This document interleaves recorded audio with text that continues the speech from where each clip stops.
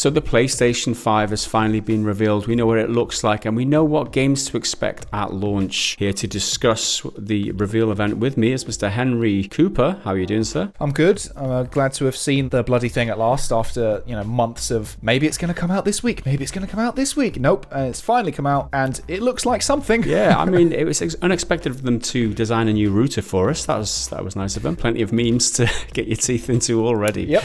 Well, we're just going to give our impressions on the reveal event itself and talk through some of the games that we're excited for now, because it's been so long. It's been like a drought for so long, and since this lockdown there's just been nothing coming out. Now this is the most exciting thing, in my opinion, to happen in gaming. 4 months, do you not agree?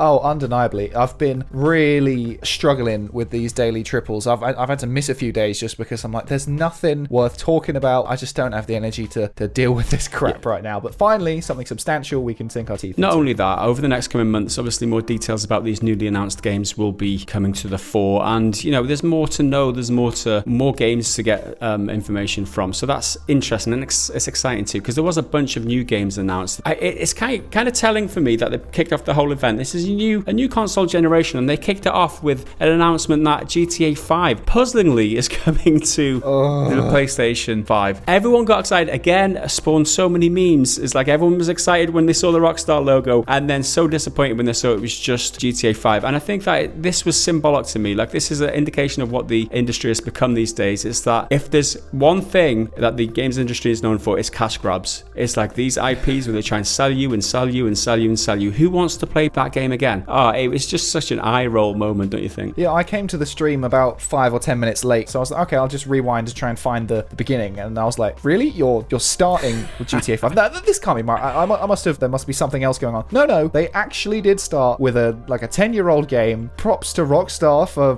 being that audacious to be like, yeah, we're just gonna do it again. It's just like Skyrim. I was surprised Skyrim didn't show up later, but okay, it's a good game, but I don't know how many people are going to be buying it again. But luckily it was followed by something that was actually much more worthwhile. Well, absolutely. That was Spider-Man Miles Morales, right? Yep, that's the one. It was like a CG trailer of Miles Morales, who is in the PS4 game. So he's just another kid who gets bitten by a spider and becomes another Spider-Man. And a debate I always have going on in my head, is it Spider-Mans or is it Spider-Men? I kind of lead towards Spider-Mans, but let us know in the comments what you think. So in the comics, for a time, Miles takes over as the primary Spider-Man while Peter's out of the picture, but in some versions they run concurrently, like as a duo, like a hero and sidekick kind of thing. So it was unclear about whether or not this game is going to be a full-on sequel or some sort of expansion, but apparently it has now been confirmed. Yeah, well, I think there was an interview with the the Telegraph, and the VG247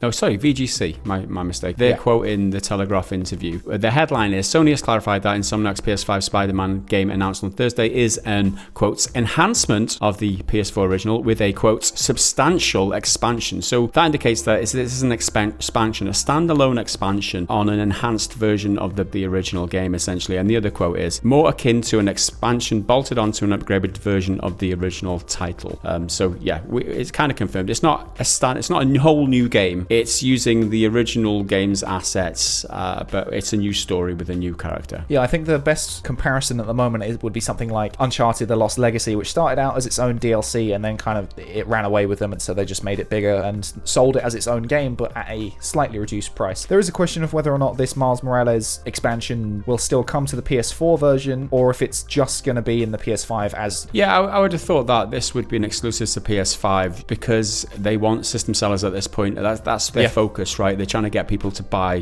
the console. They don't want to be labouring, giving more reason for people to stick with the PS4s. They want more reasons for people to jump to the next generation. Now, it was just a CG trailer, as most of them were for this event, which is kind of a shame, really disappointing there's not enough gameplay, but the kind of gameplay things you can infer from it being Miles Morales is he's got a couple of different powers to Peter Parker Spider-Man rather. He can turn invisible, and he's got this thing called Venom Strike, which is kind of like an electric shock. So there's minor details that surely will be influencing the gameplay, but there's no way of really knowing. I mean, I don't mind so much if the first trailer you see about a game is cinematic or story trailer, because you just learn about the game. It's like, yeah, this is a game, this exists now. Oh, that's the news. Whereas the second trailer has to include some sort of gameplay. I think that's the rule in my head, how it should go. If the second trailer is only another cinematic or something like that, that's when I start getting pilled off. But I give them a pass on this occasion occasion, because it's the first we've heard of it, and that's exciting enough. Yeah, I think that's fair. Then there was a few other games that came along. Gran Turismo 7, it's a big one for sports racing fans, I guess, but I've never really been that fussed about racing games. Ratchet & Clank Rift Apart, which is a brand new Ratchet & Clank game, right? Because they did the HD remaster thing for the other ones a little while ago, and I'm pretty sure this is a brand new one. It is absolutely brand new, and I think the reason that they've made this game, if you look at some of the gameplay, is to show off some of the capabilities of the hardware on the PS5. They're talking about this SSD and how fast it is to loading new environments and stuff like that. If you look at the gameplay in Ratchet & Clank, I think what this is them just showing it off, because if some of the gameplay, you're jumping from one dimension to another dimension in a split second, and a whole new environment pops up straight away. And I think that's essentially what this game is, just a showcase. Yeah, that was very impressive when they, as you say, he just jumps through these wormholes or whatever and is in a brand new place. That's really cool, but it'll be interesting to see if that sort of thing can be shown off in other games, and not necessarily just like this cartoony Disney Pixar-esque game that is Ratchet & Clank. Then there was a game called Project Athia. It's a Square Enix thing. It's probably going to look really pretty. There was what looks like gameplay, but I don't think you can really tell. It's just a girl running and jumping across like some floating rocks or something. I mean, there's not really much else to be said about that. A game called Stray, which was about robots, and then it was about a cat.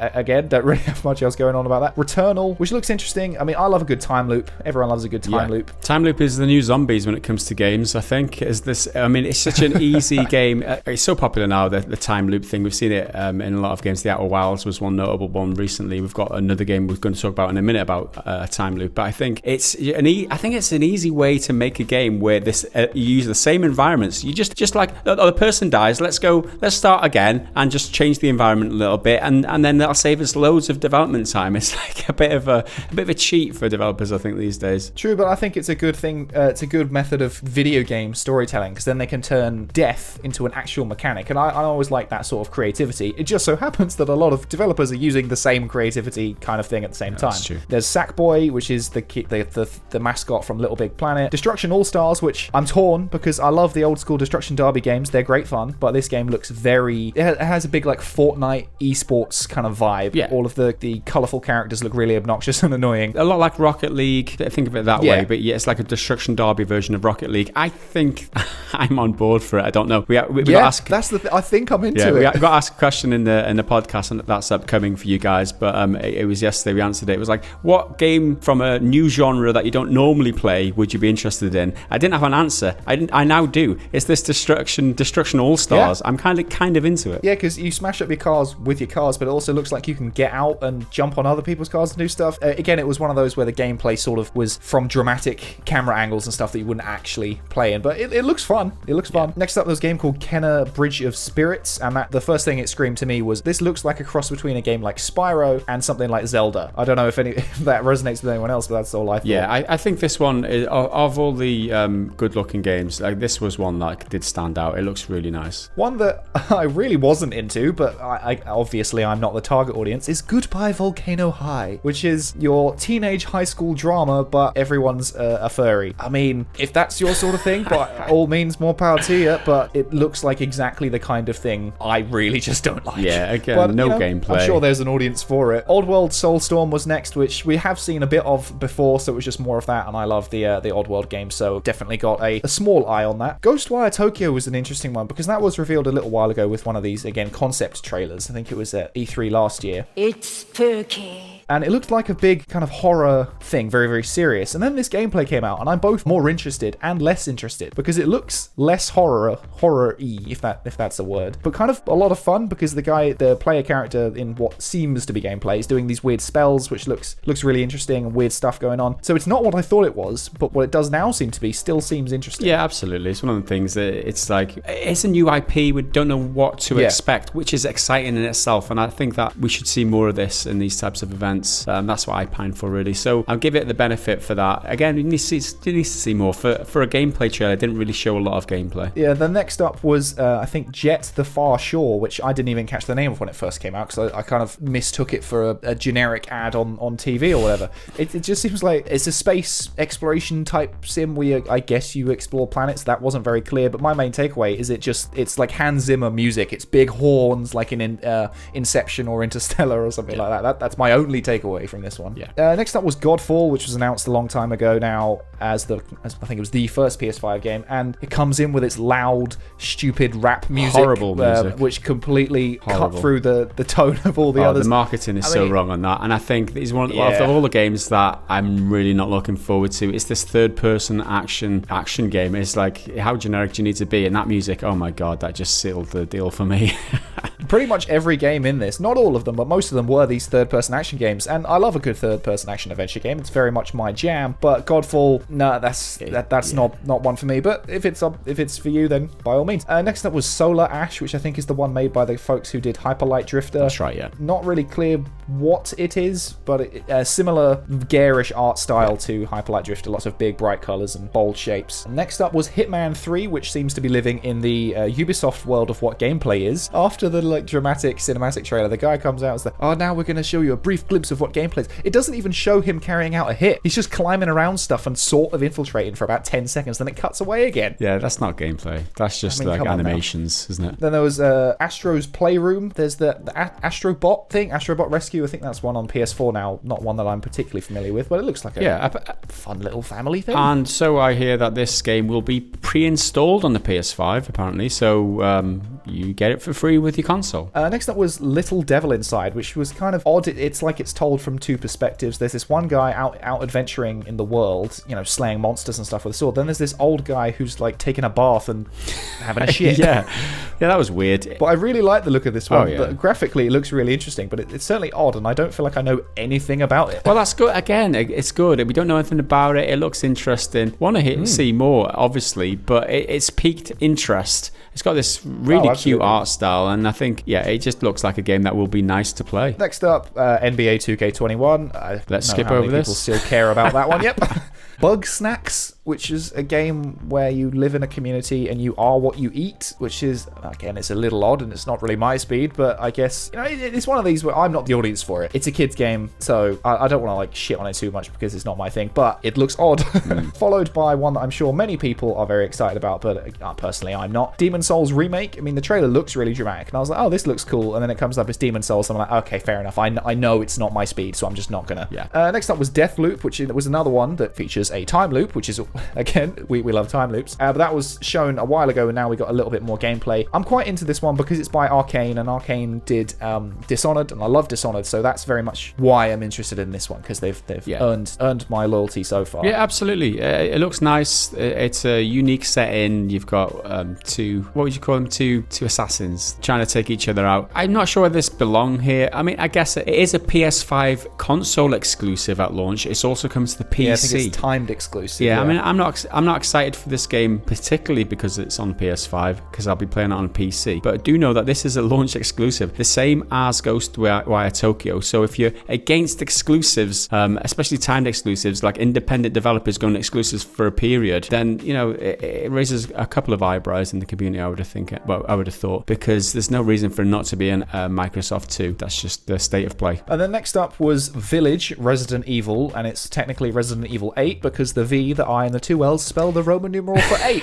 which is, I feel, ridiculous. They tried a little bit too hard to shoehorn that 8 into us. What can we call it? What can we call it? I know, Village, because we can use the 8 then. I was like, oh god, really? Like they've sculpted this whole game around this one word just because it fits an 8. It's like they thought of the name first and then made the game. But everything in that trailer seems to be in line with the various leaks that have come out in the past. Like Chris Redfield's back, and he's voiced by the same guy who did Carlos in Resident Evil 3 Remake, which is a little bit odd. The same guy's in the game twice. There's werewolves or something in it now. It looks interesting, that's for sure. It doesn't look Resident Evil, but I'm up for that. I'm up for something a little bit different. Next up was a game called Pragmata, and is that the one where there was an astronaut protecting a little girl? It certainly is.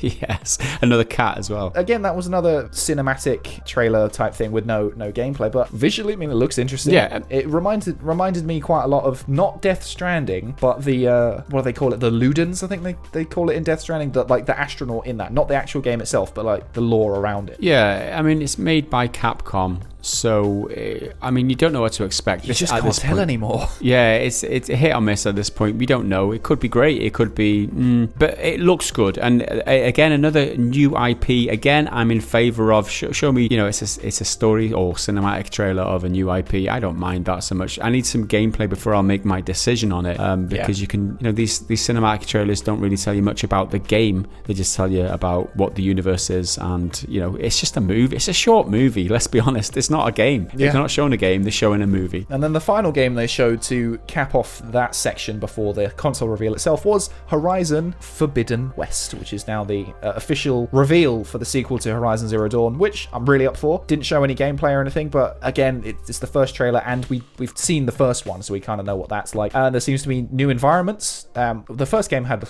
loads of different environments, from like forests and deserts and then ice environments, which was really interesting. Aloy's back, and it seems like she's off in a new place, presumably the West, tackling a new threat, which seems to be these strange plants that are killing everything. Silence is back, and that guy was a prick.